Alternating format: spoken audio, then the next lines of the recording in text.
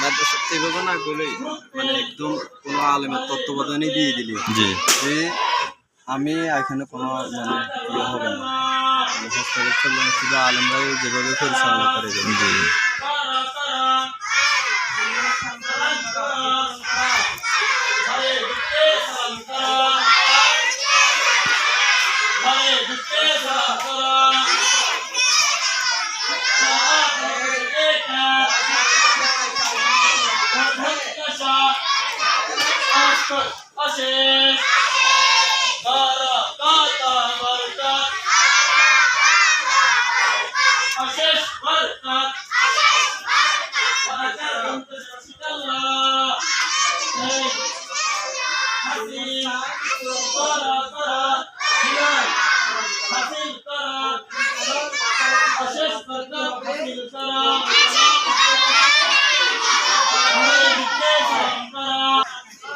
এই হলো মাদ্রাসার গেট।